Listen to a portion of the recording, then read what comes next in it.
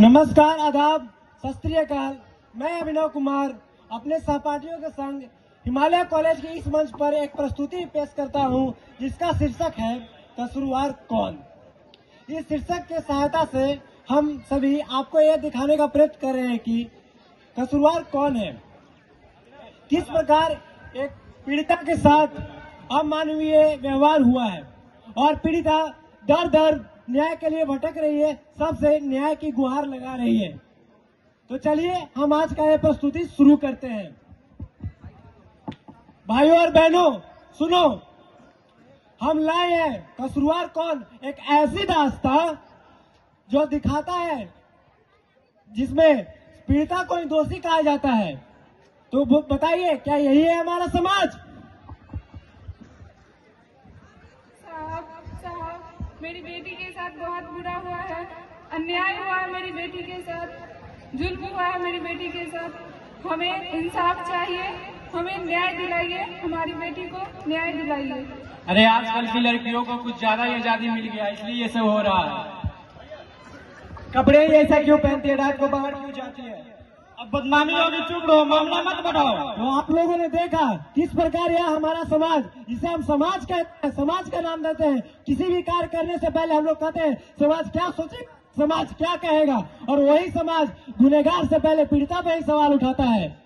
तो चलिए अब हम लोग अगले क्षण में देखेंगे हमारे पुलिस वाले के द्वारा ही किस प्रकार कानून का हनन होता है।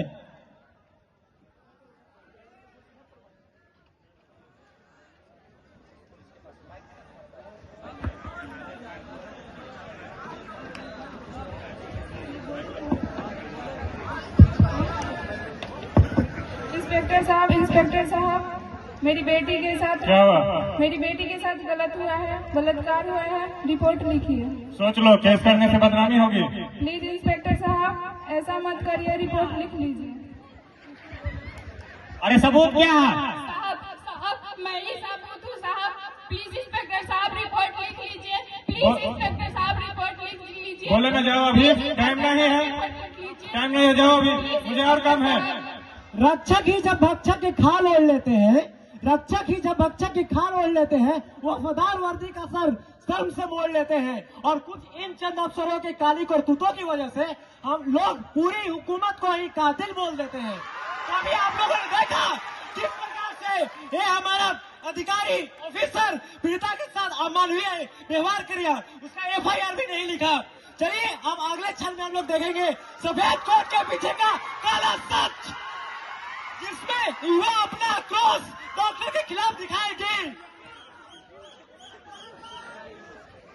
मैं पूछती हूँ उस डॉक्टर से कि तूने किस अधिकार से पीड़िता को गोली खिलाई, किसके कहने से सबूत मिटाने की कोशिश की? ये सफेद कोट पहन के तुम्हारी जमीर मर गई। तूने रिपोर्ट बदलने की कोशिश की।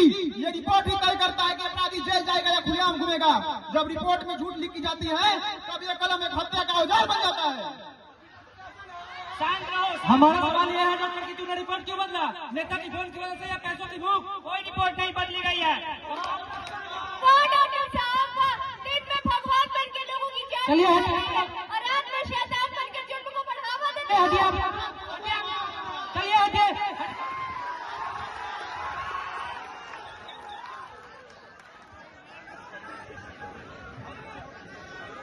मसीहा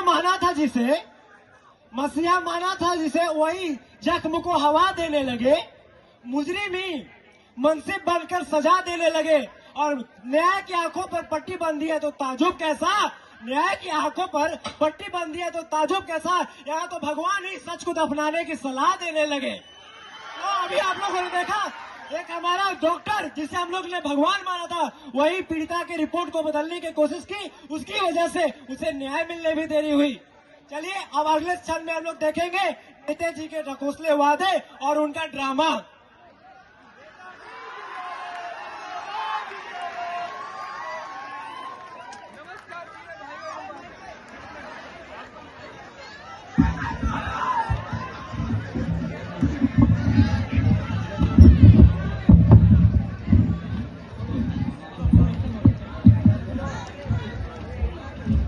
नमस्कार मेरे प्रिय भाइयों एवं बहनों, मैं आपका नेता अनपढ़ पाढ़े। जैसा कि आप सभी को पता है, हमारी सरकार पिछले 15 वर्षों से सत्ता में रही है और हमने महिलाओं की सुरक्षा के लिए अनेकों नियम कानून बनाए हैं एवं उसका पालन भी करवाए हैं। इसलिए मेरा आप सभी देशवासियों से अनुरोध है कि अब की बार चुनाव में हमें ही वोट दें और भारी मतों से विजयी बनाएं।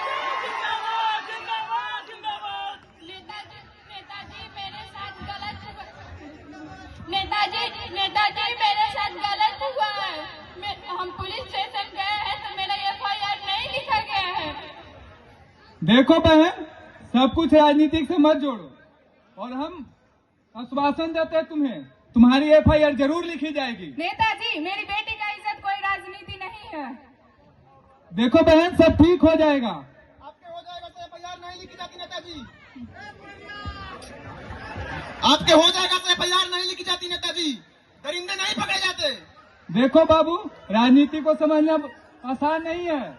ऊपर से नीचे तक सिस्टम पूरा बिका हुआ है। हम तो अपना काम कर ही न रहे हैं जी। हमारी जिंदगी भी आसान नहीं है नेताजी, और ये सिस्टम हमें समझ नहीं आता, ये सिस्टम हमें समझना ही नहीं चाहता। देखो बहन, जांच चल रही है, रिपोर्ट का इंतजार करो। एक सवाल है नेताजी, क्या आपकी बहन बेटी होती तो भी आप यही कहते कि जांच चल रही है? उन पर करो मुर्दाबाद।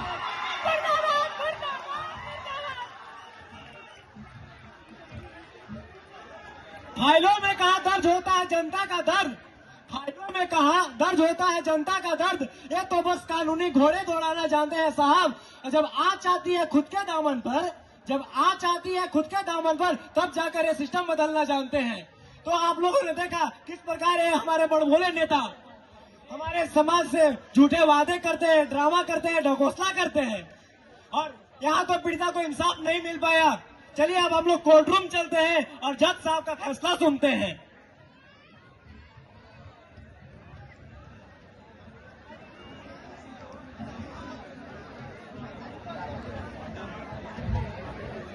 हेलो,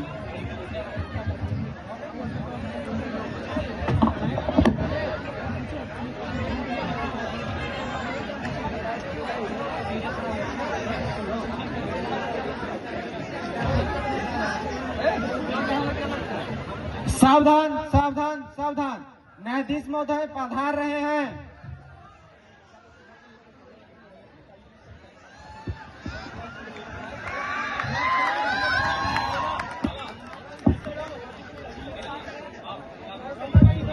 ऑर्डर ऑर्डर, आज की कार्रवाई शुरू किया जाए।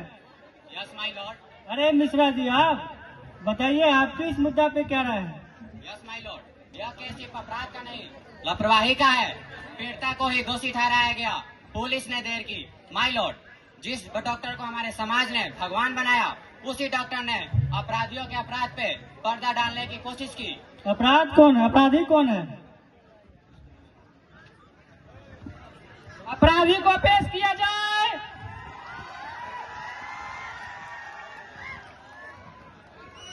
यह अपराध सिर्फ लड़की पर ही नहीं पूरे समाज पर है। आज इस अदालत में अपराधी, पुलिस की लापरवाही, नेताजी की बयानबाजी और समाज की चुप्पी सब कटघरे में है। माय लॉर्ड, मैं आपसे गुजारिश करता हूँ, अपराधी को जल्द से जल्द फांसी हो और पीड़िता को न्याय मिले।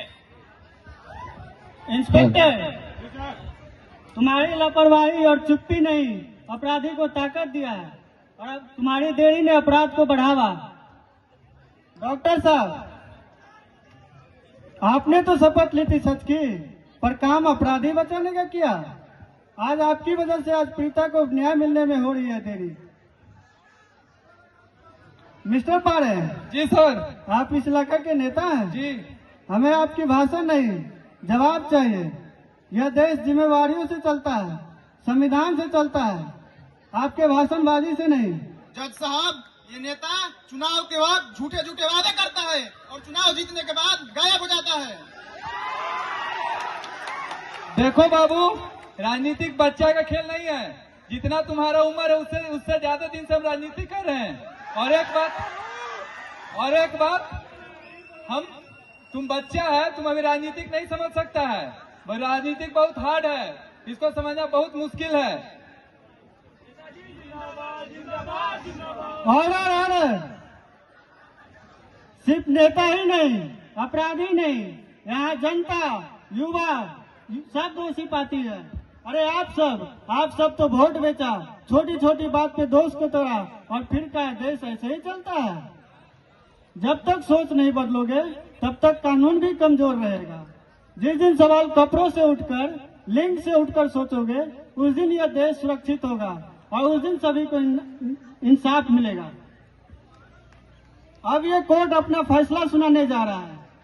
सारे सबूतों और गवाहों के मध्य बयान रखने पर यह कोर्ट इस नतीजे पर पहुंची है कि आज के गुनहगार सिर्फ अपराधी ही नहीं, नेता ही नहीं, जनता ही नहीं, समाज भी है, हमारा पूरा सिस्टम भी है। इसलिए सभी को सुधरना बहुत जरूरी है और दोषी को ये कोर्ट ताउम्र कैद की सजा सुनाती है। Court is dismissed. लिवास से न मापिए किरदार की शुद्धि, लिवास से न मापिए किरदार की शुद्धि, खोट कपड़ों में नहीं हमारे नजर में है। और कानून तो बस एक कागज का जंजीर है साहब, कानून तो बस एक कागज का जंजीर है साहब। असली से इंसाफ तो हमारे सोच में है। तो बताओ हमारे देशवासियों, बदलोगे या चुप रहोगे? बलात्कार अपराध है, शर्मिंदगी नहीं। बलात्कार अपराध है, शर्मिंदगी नहीं।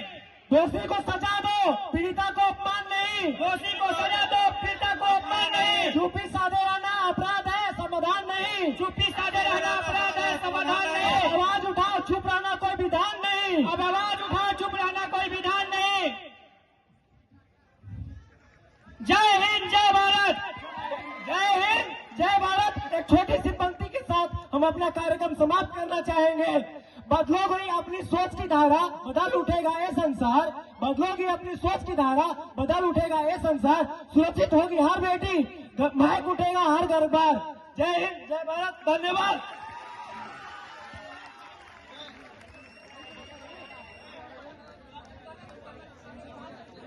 जय